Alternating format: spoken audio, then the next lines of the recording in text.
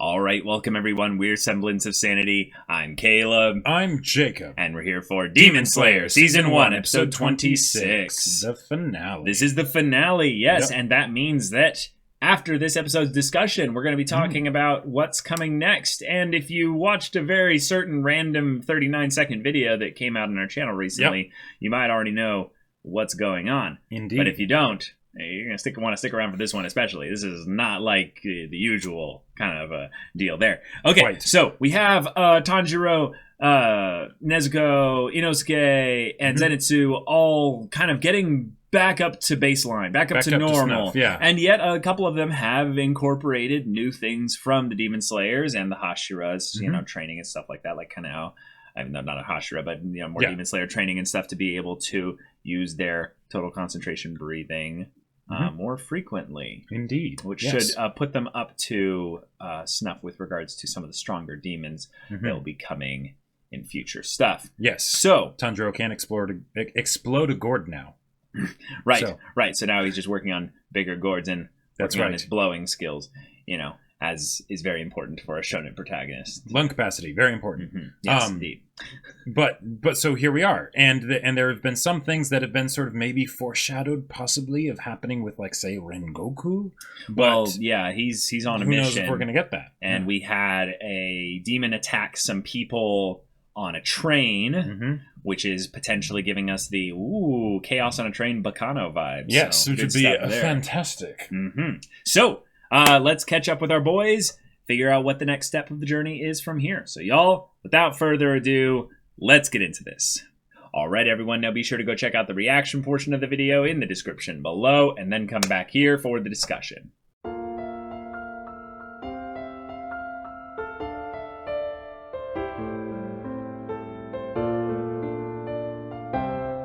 Whoa. Wow, UFO All table. right, so oh my god. Can I just say, wow. This is why 3D in anime is really good.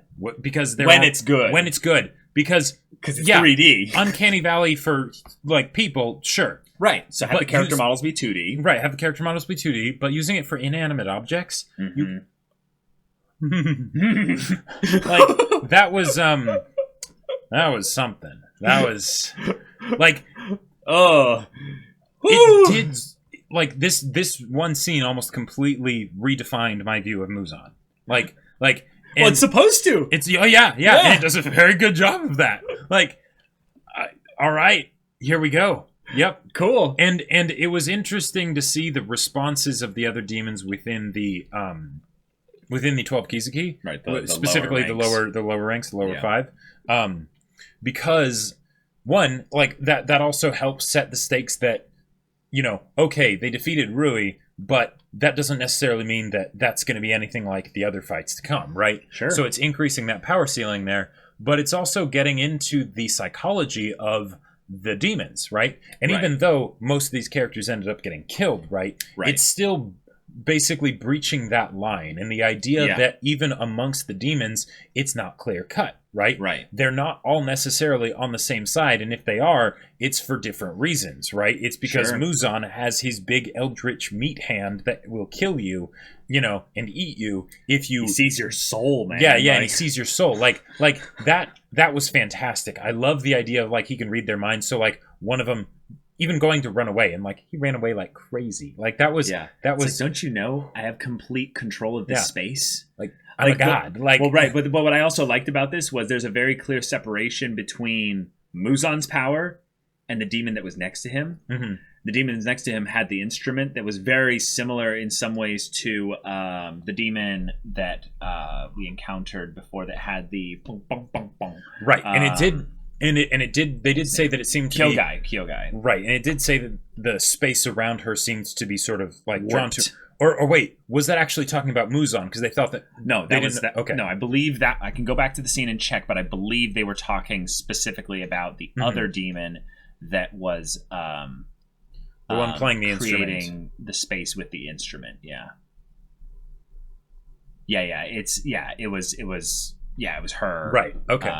Yep. So she creates this space in the same way that kind of Tamayo and Kyogai have utilized I would say, some form of like perception, manipulation, illusions, reality bending kind of stuff. This is just an advanced form of that, where we have probably what's an upper, member of the Kizuki. But what I really like about this here is it's also showing a little bit of Muzan's limitations. Now, not with the standpoint of the fighting, right? Yeah. But the idea that he has seemingly a different relationship with this demon than certainly the lower members of the Kizuki, right? Yeah. But potentially with some of the other members of the Kizuki, because she's actually here. She's essentially escorting him, like helping him maneuver around and do these kinds of things. Yeah, creating the space.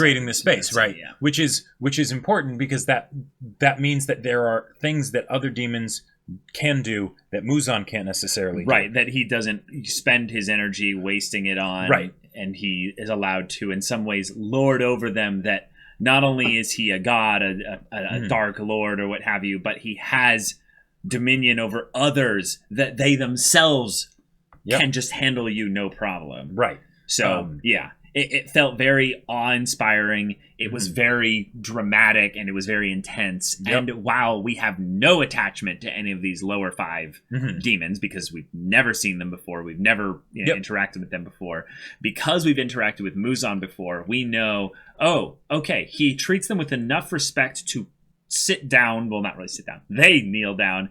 Just stay here and have a conversation with them.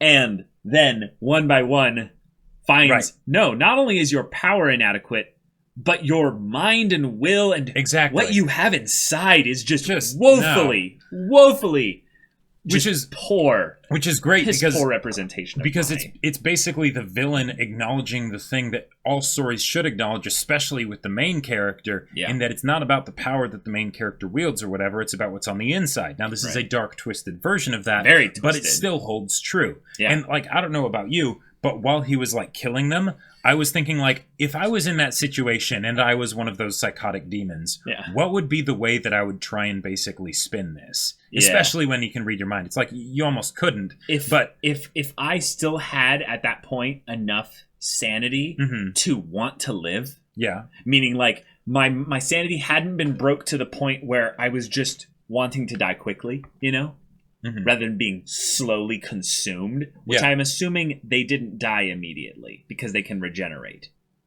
Although they weren't regenerating. Well, no. Remember the guy that had his head cut off? He was just sitting there, alive. Yeah.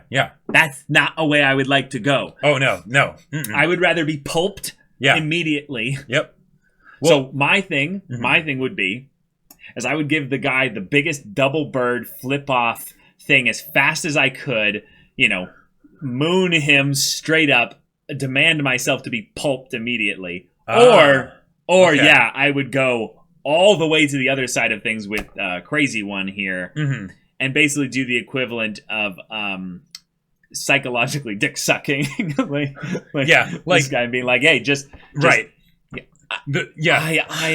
I worship you, I don't know if I necessarily would have done that, because because the tough thing is, if you can read your mind, you can't put up airs of that, right? No, still, and that's probably one of the reasons why he took a liking to that one, a fair amount. Well, right. I don't think you would have to put on airs. Everything would be so simplified because of your fear. Oh yeah. That in some ways, awe comes from a place of fear. Right.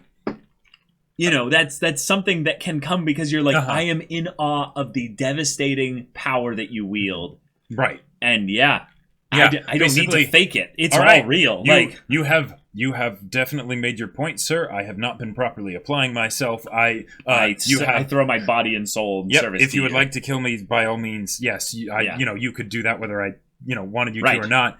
But you have given me proper motivation by these other 4. But remember, that's what the older looking one almost got it right. Right, he almost got it right. He was basically saying, I just need a reprieve. I need time, but I'm willing to devote myself to you. And he asked a question. And it seemed to be a sincere question of, how much time do you need? Yeah. Okay, we're going to talk shop here. Right. You better negotiate with me. You better not say 6 months or something. Yeah, because you better really haul ass to do this, Right. And then he's like, just give me some of your blood. And he's like, dude, no. You think you're even in close of a position to be able to request anything of me? No, you're dead. You're dead. Right. I gotta say, in classic kind of sci-fi fantasy stuff, when the Dark Lord starts killing subordinates, I lose a lot of respect for the Dark Lord. Personally, I just never seem to understand it. Muzan, in this instance there, I understand why he's got a problem here with this. Yeah. Is that it's not that these are subordinates. These are extensions of him. Right. These are liabilities. He's recycling. You know, he's just saying like, all right, bad investment, I guess. Bad investment, I'll exactly. take that back into myself. And that's why I was expecting him to say something of like, now here's all their blood and here's all their blood. Yeah. Maybe, you know. I'm guessing what it is that that'd be too much power. Well, no. He's consuming their stuff, and he's just going to shit out the stuff that was theirs. Why would he send bad blood back into something that he's making a decent investment in? All he needs to do is just give him a bit of the good stuff, and he's like, right, no, quality over quantity. Yeah. I'm just giving you some raw tinctures, you know, some of the good, the good stuff. It shows that Muzan, while he definitely has some morality issues from the managerial side of things, you know, from the managerial side of things, he knows how to properly motivate his. No. Hey, I'll just say, I loved the fact that, one, Muzan changed forms perfectly. Two, that almost immediately I was able to identify because of the eyes.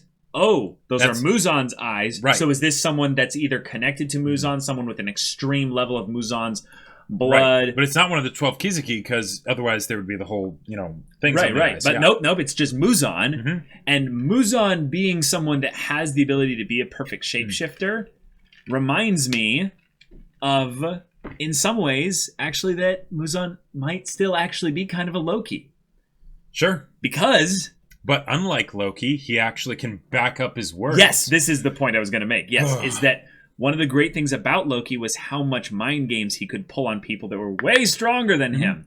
Yep. But if Muzan actually is willing to bite, in addition to bark, then that makes him so much more of a credible, serious threat. Because the big reason why I couldn't appreciate Loki is because it seemed like more than tricking everyone else, he was lying to himself. Right? Well, that's because he was. Because he's a flawed, more human individual in that respect than even Muzan is. Right, exactly. Yeah. But that makes it so it's like I can't see him as like a serious, legitimate threat, right? Yeah. Whereas Muzan here, it's like, yes. Okay. And something that they did here is 4 separate times they made us have an underdog to kind of root for, to basically be like, all right, are you going to figure out how to actually get out of this? Because there is a way. He's killing you one at a time for a reason, like to prove a point, right? So whichever one shows the first amount of fear, weakness, or what have you first, then he's like, okay, you have the least chance of becoming a good candidate. Yep. Because he mentioned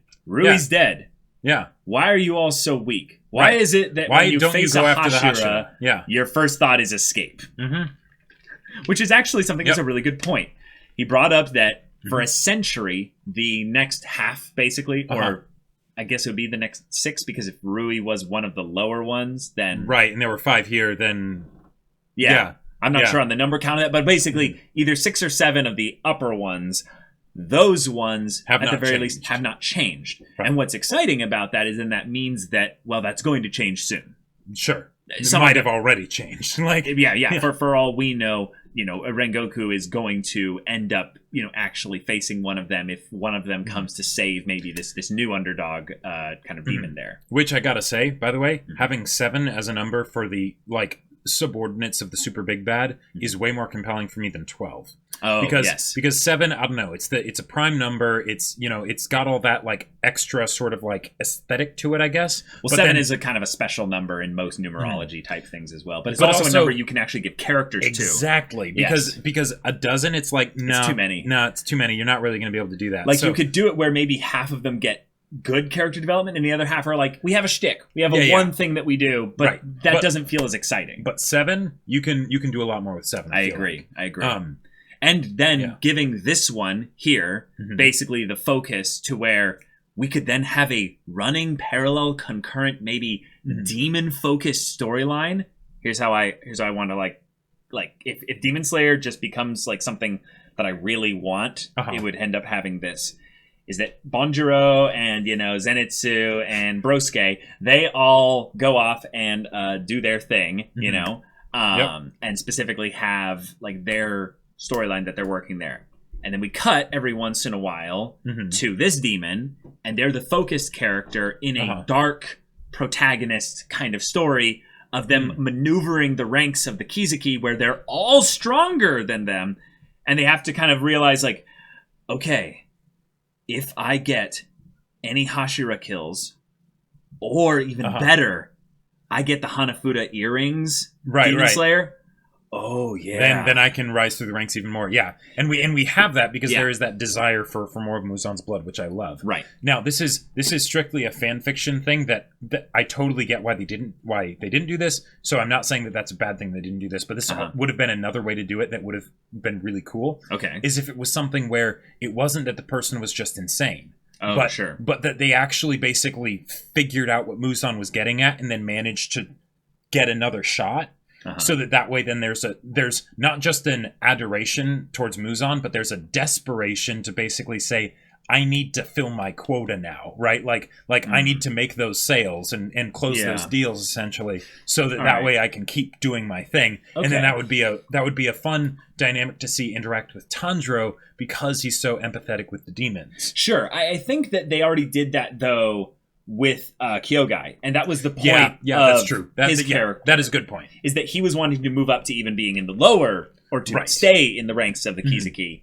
But because he wasn't willing to basically be a monster, that's what happened. So Muzan blood is for closers. Like right?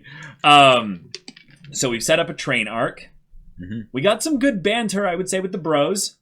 Yeah. And one of the things I would say that is a saving grace of Demon Slayer's kind of main character squad, because sometimes they don't get as much characterization as I would like, because they kind of are on a one track kind of specific thing there, is that the silly levity banter gets really good at points. Yeah. And it's not just the combination of like Haikyuu style derp faces and stuff like that, but it's little things like, this train, it's the great, animal. And then Tanjiro's like, it might actually be a protector of the land. Yeah. You don't want to just attack it at front. And we're thinking, he's smart, speaking in Inosuke's language. Smart Jiro, yes, exactly. But no. But no. He's actually just a country bumpkin. Yep. And has no idea what a railway train is. Yeah. Which I like, because then they're reminding us, hey guys, this is around the 1920s. So and technology is pretty sweet, around now. And it can be an excuse for them to all gawk at the wonderful 3D model that Ufotable, I'm sure, spent a lot of time working on, and is going to blow our socks off with in the movie. Right? Because, a 3D train, Yeah. I also got to say, as far as Inosuke bits, the whole thing with the train was wonderful, but there was something just simple and wonderful about him being so in love with all the rice balls. Like, because you got the feeling that he was probably going to eat 80% of them, Yeah. If they let him. Oh, yeah. Yeah, exactly. Like, the fact that he was holding them by himself and other people were talking and doing other things, I almost expected him to just be like... A kindred spirit was found with Inosuke and you there. That you're just like, my boy. Yes. That's my son. I think that's probably one of the things that makes the future about the show really exciting, is you have juxtaposed with the light levity kind of bromance going between the three guys there, and then them kind of protecting their collective emoto in Nezuko, which I protect. Yes, it's wonderful. But that's juxtaposed with the fact that we have a bloody, freakish, eldritch monstrosity, near human, not necessarily human anymore. Yep. God, it's wonderful. It's wonderful, because then you basically accelerate things where everyone that's not them, meaning anyone that's not on the bro squad, and the eldritch horror dark demon god, anyone else is fair game to die. Not only are they fair game to die, but they're fair game to do things that will dramatically shape the plot, with these other big kind of movers and shakers in the plot having to deal with it. Right. So we saw our first example of that there, where Muzan, we flashed back to 3 months earlier, a few months earlier, whatever it was, being like, Rui's dead. And you know what? I think I'm just going to cut the group in half. Yeah. I don't think I really need you guys. Quality over quantity. Yeah, quality over quantity. I have only so much blood I'm willing to give out. Yep. Probably. But also, you know what? Why am I giving Hashira all this experience fighting and killing demons? Yeah. When you're not even going to give me anything for it. Yep. Look at your KD, my friend. Like, look at this. Look at this shit. Like, look at it. Why should I keep you around? Their numbers are bigger than yours. Yeah, their numbers. Like, it's... And it's a weird thing, but, like, it makes me empathize a bit with Muzan. because,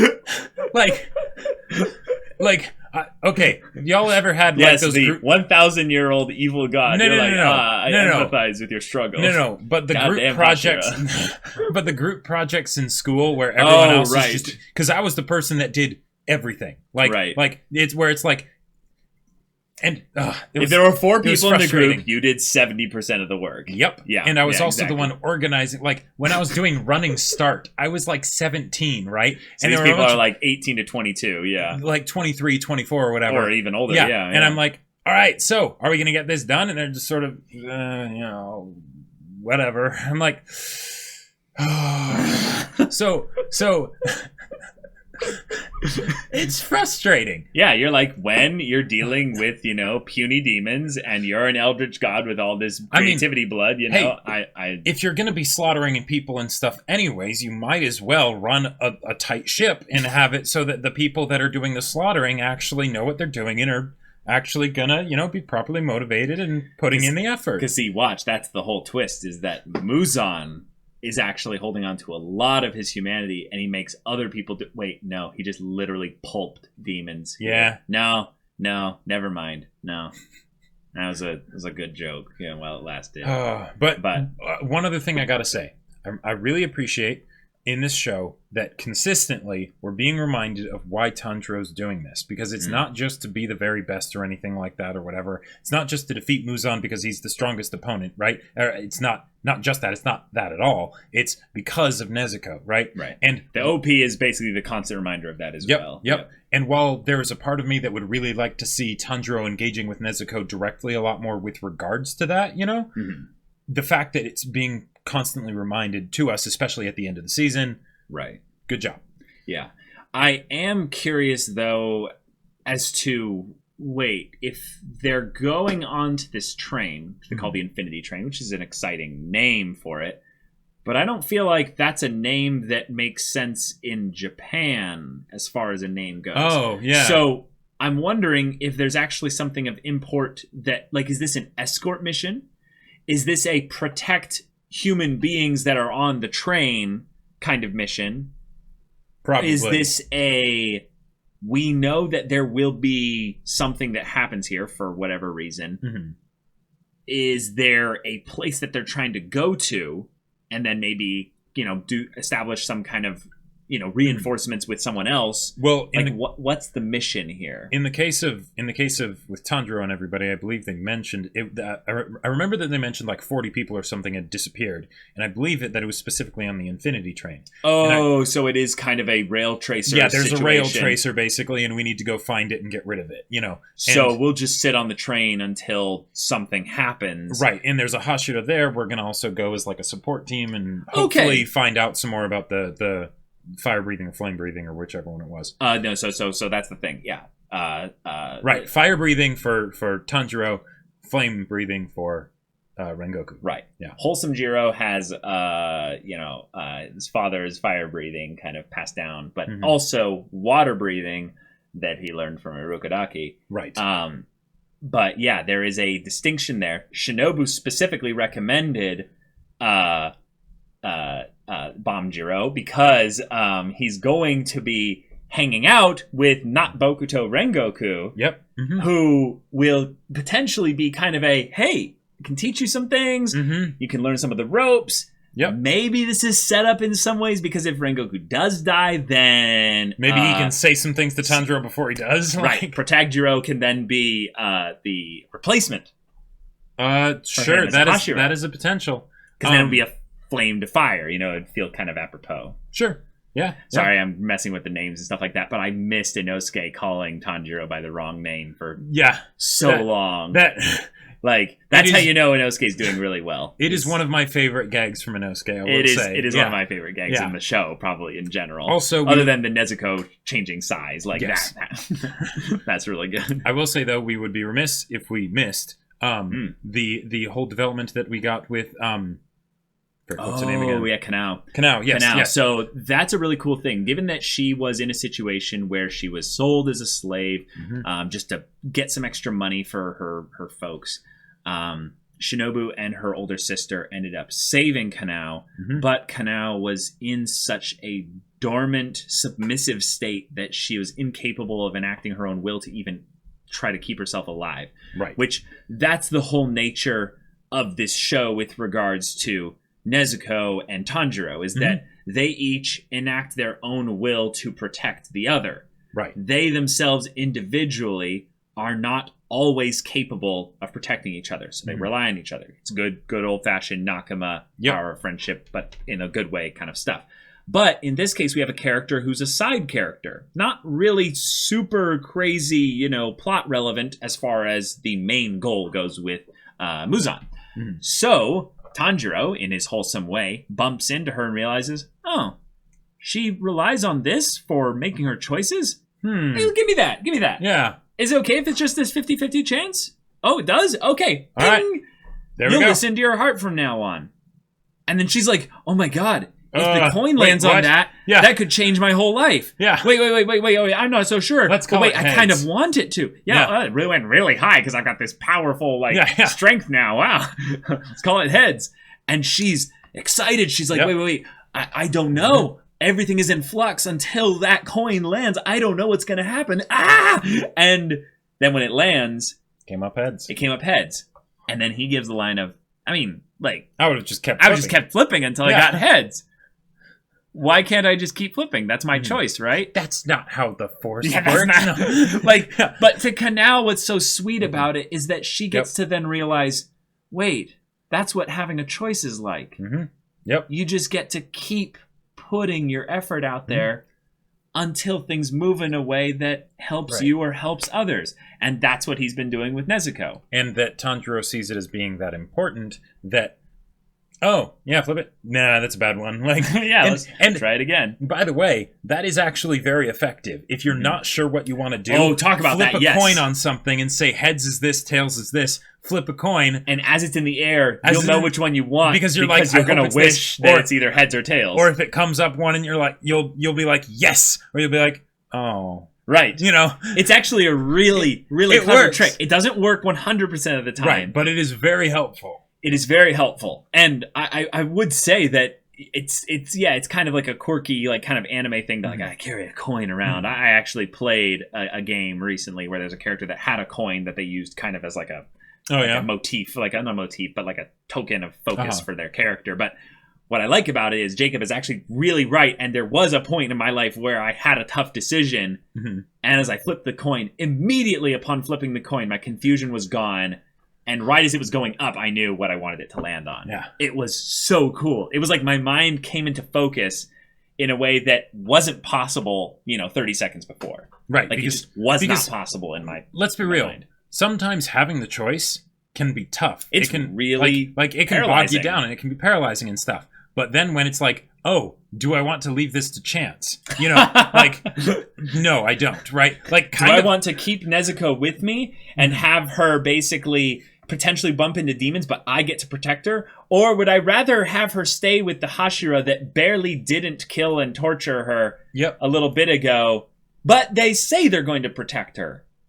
So would I rather leave this up to chance? Nah. Or be involved with it myself? Right. Nope. Yeah. No way. No way. Or with the Kiseki that ended up getting slaughtered, Do I want to do exactly the same thing that she did, or do I want to do something different? I'm going to do something different. Ooh, do I want to do what he did, or do I want to do something different? Do I want to leave this up to chance? Not really. I gotta say, one of the things that there's just a bunch of things that reminded me of games that I'm waiting for you to play, Jacob. Oh yeah. But there's a track.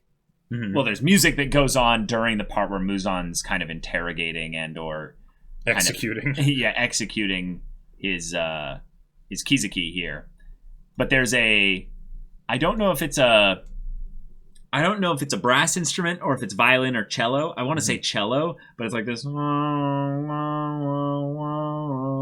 of going on in the background. And there's a theme song for a character that attaches to that in a game.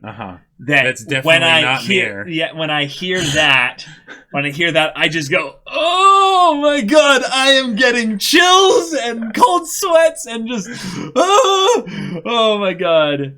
Yeah. If you watched my playthroughs on Friday, you probably know what game I'm talking about. But anyway, I'm gonna keep it there. But y'all, this is a finale. This is a finale. It was indeed. For the movie, specifically, when it comes out, we'll see about when we could potentially get a reaction out for it and stuff.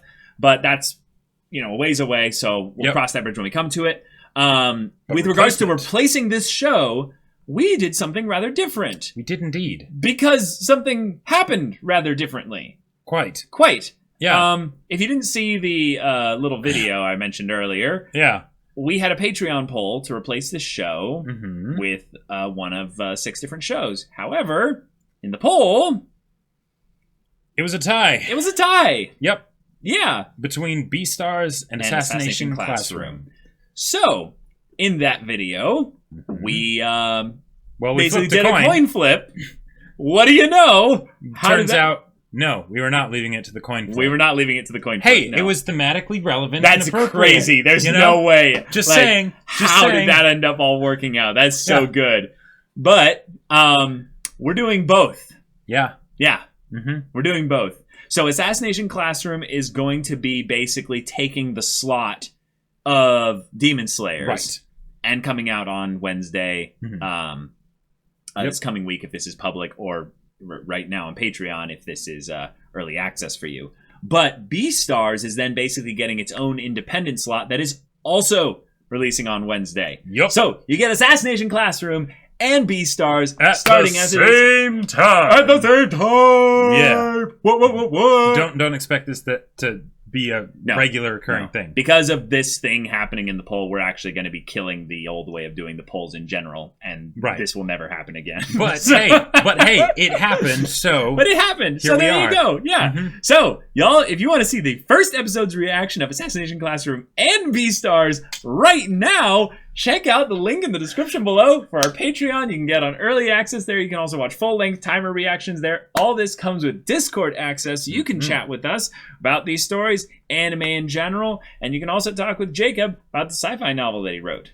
That's right. I did a thing. It's a sci-fi novel, and this is really cool. It's called Battle Lines. It's on Amazon if you want to get it. Link in the description down below. Yeah, so if any of that interests you, we'll see you there. But until then, we're Semblance of Sanity. I'm Caleb. I'm Jacob. And we'll see you all next time.